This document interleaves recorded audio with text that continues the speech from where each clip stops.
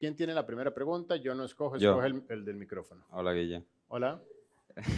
Hola, Rodri. Eh, en una célula de Génesis, creo que la última, la de Despojos, hablaste un punto de José como de pasos para seguir para perdonar a otros. Entonces uno de esos puntos es que debes orar más por el que te ofende más que por cualquier otra persona. Y también hace un par de semanas en el estudio de Hombres de Verdad, mencionaste como que en parte con las personas con las que no nos llevamos tan bien por uno mismo es por las que más debemos orar. Entonces quería entender como en qué sentido y de qué manera. Sí, la advertencia hace énfasis particularmente en las personas que nos ofenden, que nos hacen daño, porque nosotros estamos luchando contra un enemigo que es invisible y que se presenta detrás de este tipo de personas. La Biblia dice que nuestra lucha no es contra carne y sangre. Toda batalla en la vida cristiana, toda batalla es espiritual, sin excepción. Desde lo más obvio, como, qué sé yo, algún deseo que tengo de ser llenado de la gracia de Dios, hasta lo más cotidiano, como el tráfico, como el calor, es espiritual. ¿Por qué? Porque estamos dentro del plan de Dios y Él usa todos los factores para moldear su carácter en nosotros. Incluso usa a los enemigos, los usa para bendecir nuestras vidas, para saber si dentro de nosotros está bien arraigado lo que hemos aprendido, para validar si lo hemos aprendido. Por ejemplo, en el libro de Deuteronomio, cuando Israel cruza el desierto, Dios le habla y le hace recordar el camino por el que anduvieron. Y le dice en el 8:2, y te acordarás de todo el camino por donde te ha traído Jehová tu Dios, estos 40 años en el desierto. Dice, para afligirte, para probarte, para saber lo que había en tu corazón, si habías de guardar o no sus mandamientos. Es decir, Dios propició todo ese camino. Nada de lo que ocurrió en el camino se le escapó a Dios. Ni siquiera Amalek, que les trajo tanto sufrimiento, se le escapó a Dios. Entonces, Dios usa todos los factores alrededor nuestro para moldear su carácter en nosotros. Y Él mismo nos advierte acerca de un trato especial que debemos tener hacia los enemigos. ¿Por qué? Porque es fácil amar al que te ama. No tendríamos gloria, seríamos iguales a los gentiles, dice la Biblia, que no hacen nada, no haríamos nada distinto que ellos. Sin embargo, en Mateo 5 dice, yo os digo, amad a vuestros enemigos, bendecid a los que os maldicen, haced bien a los que os aborrecen y orad por los que os ultrajan y persiguen, para que seáis hijos de vuestro Padre que está en los cielos. Me dirás, Guille, pero cuando yo nací de nuevo, me fue dada como una concesión o potestad de ser hecho hijo de Dios. Entonces, ¿por qué mi comportamiento, ahora como creyente, me podría hacer hijo de Dios si lo que me hace hijo de Dios es el sello del Espíritu Santo en mi corazón? Es cierto, pero las obras del creyente no hacen al creyente, sino que confirman lo que el creyente es. Entonces, si eres hijo de Dios, perdonas como Dios perdona. De la misma manera que Cristo nos amó y nos perdonó, así nosotros debemos perdonarnos y amarnos los unos a los otros. Y el énfasis en los enemigos es porque principalmente ellos están despertando en nosotros o la capacidad de amar o la capacidad de amargarnos. Entonces tú tienes que escoger. Cuando Jesús enseña en este pasaje del Sermón del Monte que debemos amar a los enemigos, cualquiera diría, Señor, pero qué extraño, porque yo te sigo, yo te amo, yo me entrego a tus pies y resulta que ahora tú estás a favor de mis enemigos. ¿No deberías tú más bien estar a favor mío y en contra de ellos? ¿No deberías ser tú mi Señor y mi defensor? Y realmente es lo que está haciendo. Él dice, ámalos, porque ese es el antídoto para que no te amargues. Fíjate esto, Rodri. Si él es mi enemigo, entonces yo tengo este veneno que se llama la amargura. Y si yo contraataco contra él, si uso las armas terrenales para ir en contra de él, entonces yo estoy tomando la amargura, que es este veneno, y estoy diciendo, este veneno te va a destruir, enemigo. Y me lo tomo yo. Eso es lo que hace la amargura. Es un veneno que me tomo yo para que él se muera. En él nada cambia. Pero mientras menos perdón hay en mí, más mi corazón se contrae para poder administrar los tesoros de Dios. Por eso es importante no quedarse anclado, aunque tengas razón. Fíjate que el hecho de tener razón no te da la razón. Es curiosísimo la vida cristiana. Yo puedo tener razón en mi problema con Pedro. Es decir, él pudo haber hecho algo que me dañó, que verdaderamente estuvo mal. Pero resulta que dice la Biblia en Santiago 3:13, ¿quién es sabio y entendido entre vosotros? Es decir, hay alguien que ya haya llegado al nivel en el que puede usar todo el conocimiento y aplicarlo correctamente en cada circunstancia. Eso es sabiduría. ¿Y quién es entendido? ¿Quién tiene todo el paquete ya completo en aquel segmento del corazón que es el entendimiento ya completamente remodelado? ¿Recuerdas Romanos 12, 1 y 2 que dice transformados por medio de la renovación de vuestro entendimiento? ¿Quién ya está entendido en todos los tesoros y misterios? Ok, ese dice, muestre por la buena conducta sus obras en sabia mansedumbre. Entonces, el comportamiento de una persona que ya tiene toda la sabiduría y todo el entendimiento es mostrar sus obras en mansedumbre. Y viene un pero en el 14, dice, pero si tenéis, oiga esto, celos amargos y contención en vuestro corazón, no os jactéis ni mintáis contra la verdad. Es decir, si en mi corazón yo tengo contra él o contra quien sea en el universo entero, vivo o muerto. Hay gente que está amargada contra gente que ya se murió. El abuelo, el tío, no sé, el papá que no le dejó la herencia, en fin. Si hay celos amargos y contención en mi corazón, celos amargos es esto que digo yo, es el deseo de que venga sobre él un contragolpe, que venga sobre él una venganza, que lo haga sufrir lo mismo que yo sufrí o más. Que venga sobre él algo que lo haga escarmentar con respecto a lo que me hizo.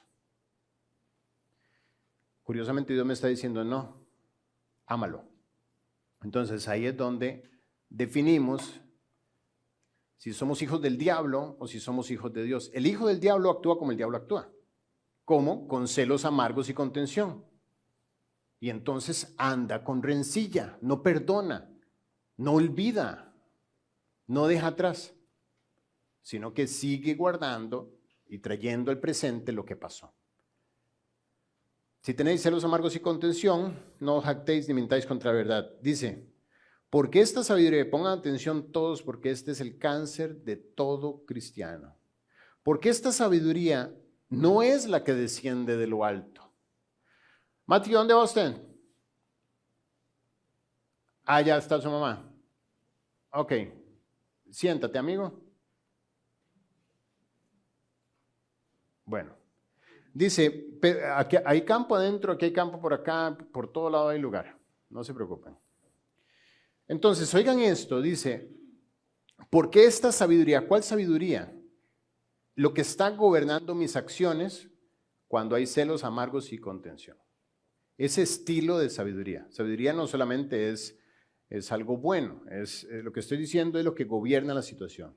Porque esta actitud gobernada por los celos amargos y la contención, dice, no es la que desciende de lo alto, sino terrenal, animal, diabólica. Cada vez que tú estás permitiendo contra un enemigo esa actitud de falta de perdón, está siendo gobernado por una por un espíritu animal, terrenal, diabólico.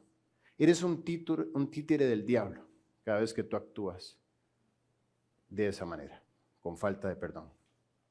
¿Puede un creyente actuar así? Sí. ¿Qué pasa con un creyente que no perdona?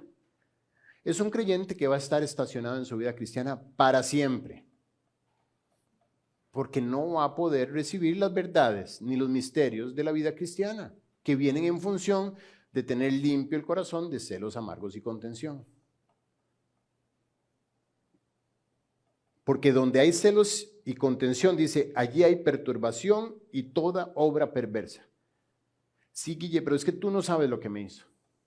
Él hizo que perdiéramos todo esto, él hizo que aquí, él tocó allá, esa persona es terrible, esa persona se merece lo peor, esa persona no puede llegar a ser salva ni siquiera. Yo no estoy de acuerdo. Bueno, pues resulta que el único que puede juzgar a esa persona es Dios. Hay otro detalle, y es el hecho de que cuando yo no perdono a mi prójimo, es porque no he entendido lo que se me perdonó a mí. O sea, ¿cómo es posible que yo esté llevando una deuda contra Erika en mi corazón y espere que Dios no tenga deudas en su corazón contra mí? Si Él murió por causa mía, Él tuvo que pagar mis pecados. Inocentemente, Él tuvo que tomar la cruz. Entonces, ¿por qué yo sí puedo tener un corazón que recibe ese perdón incondicional y no me puedo voltear hacia mi prójimo y tener un perdón incondicional? La única razón es que no he entendido lo que se me perdonó. Y se los voy a decir así, y hago énfasis en esto. La falta de perdón hacia tu prójimo es un muy mal indicador. Probablemente es una luz roja que Dios te está encendiendo en el panel de controles de tu vida para que te des cuenta de que no has entendido la gracia y que probablemente la salvación en ti solamente sea un asunto teórico, pero no haya habido un nuevo nacimiento. Así de grave puede ser esto. Por eso Él dice, para que seáis hijos de vuestro Dios. No es que perdonar a una persona me hace hijo de Dios, pero ser hijo de Dios me hace olvidar cualquier otra cosa. Es la parábola, y con esta termino y nos vamos a ir solo con esta pregunta. La parábola de Mateo 18.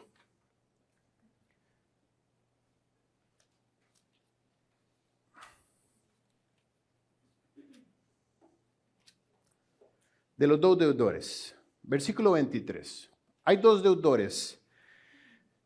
Dice, el reino de los cielos es semejante a, está hablando Jesús y pone una parábola, una figura literaria. Y dice, les voy a contar un cuento para poder explicar un principio. Eso es una parábola. Es ficticio, pero el maestro de maestros toma una circunstancia ficticia y la usa para que tú entiendas un principio real. ¿Estamos claros? Es una parábola. Y es Jesús el que está enseñando.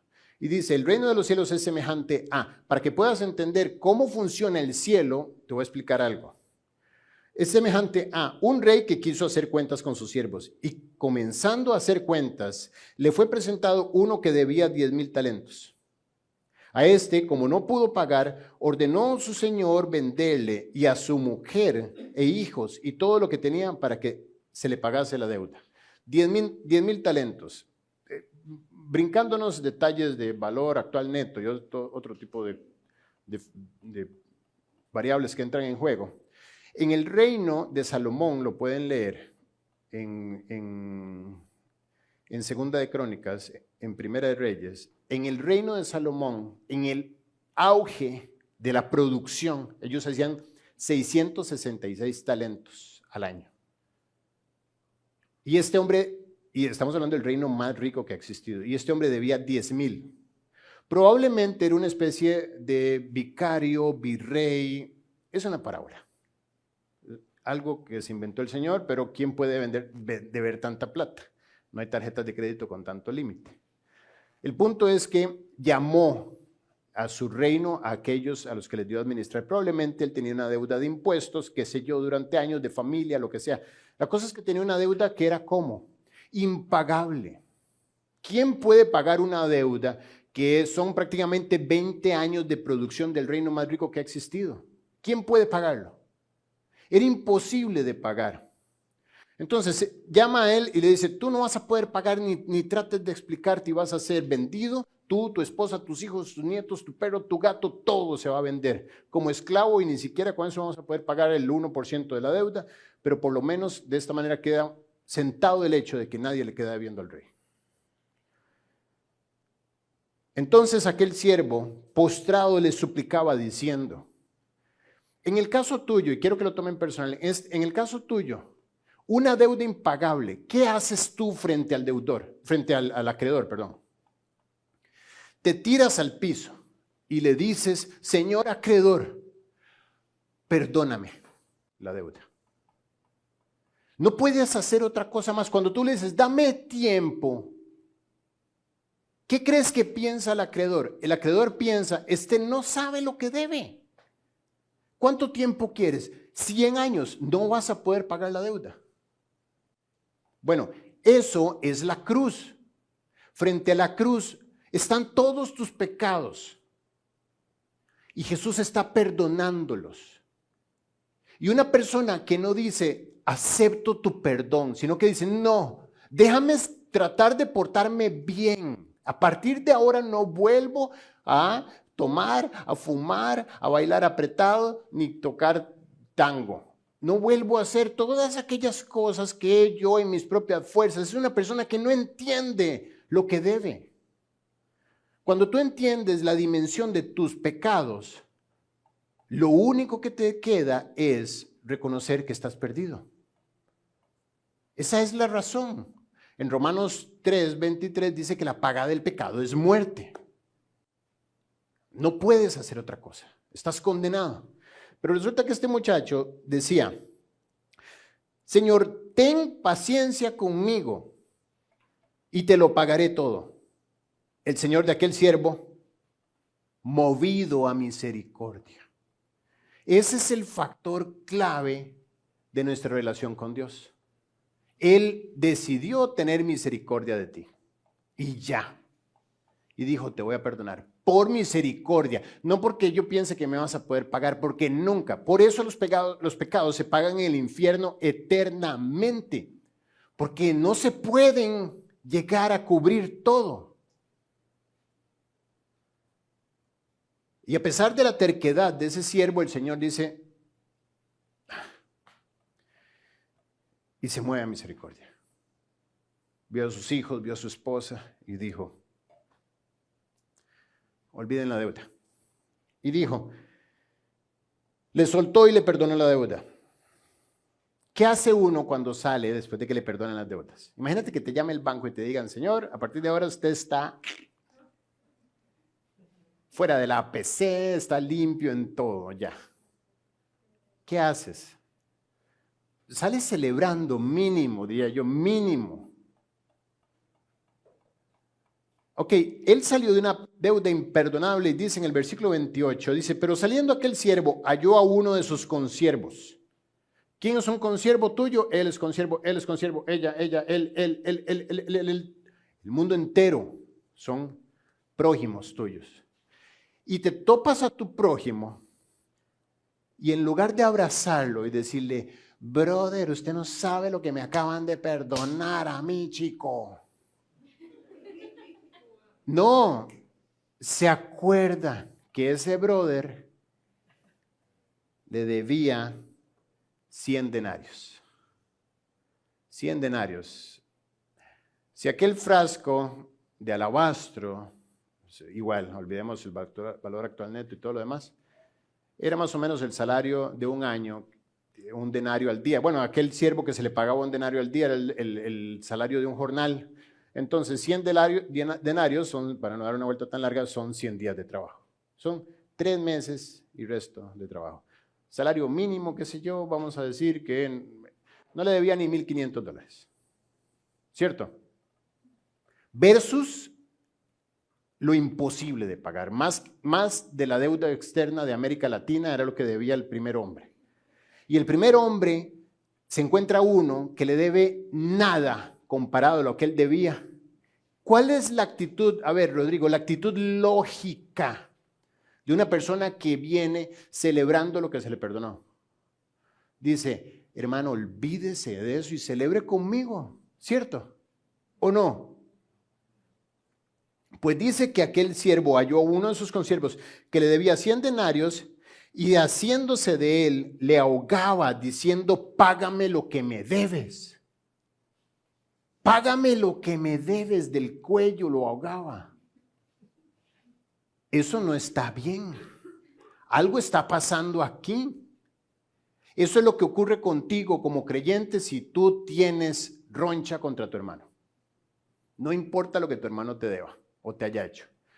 Y si no es hermano de la iglesia, si es incrédulo, la persona.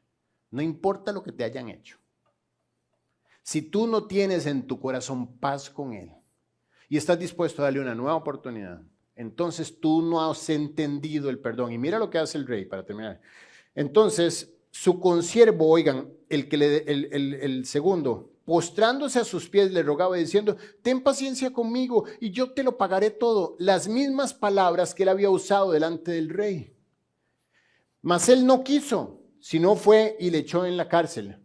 Mira, Guille, no puedo perdonar lo que esta persona me hizo. Mira lo que ahí dice, no quiso. Es un asunto de voluntad. Ahora que no sienta ganas, ahora que no esté enamoradísimo de él, o ahora que no me quiera ir de fin de semana con él a la playa, eso es otra cosa. Pero yo estoy dispuesto, Señor, a que tú obres en mí para que yo pueda perdonar a esta persona. Y te perdono, de verdad te perdono. Es querer, es un asunto de voluntad. Entonces, ¿qué ocurrió? Como no quiso, dice que otro consiervo, un tercer consiervo que pasaba, vio la situación. Se entristeció mucho, o varios se entristecieron mucho y fueron y refirieron todo al Señor lo que había pasado. Entonces, llamando el rey otra vez, al que no perdonó, le dijo, siervo malo. Toda aquella deuda te perdoné porque me rogaste. ¿No debías tú también tener misericordia con tu consiervo, como yo tuve misericordia de ti? ¿Viste? Está Jesús contando un cuento para que tú digas, ya entiendo. Cuando Jesús dice, contando la historia, ¿no debías tú perdonar a tu consiervo? Los vuelve a ver a todos diciendo, ¿no debéis vosotros también perdonar a tu prójimo, puesto que ya se te perdonó todo? No es condicional, no depende de lo que te hayan hecho o no te hayan hecho, no hay una escala, es una regla. Por eso decía ahí Rodri, para que seáis hijos de vuestro Padre. Si eres hijo de Dios, perdonas como Dios. No hay término medio.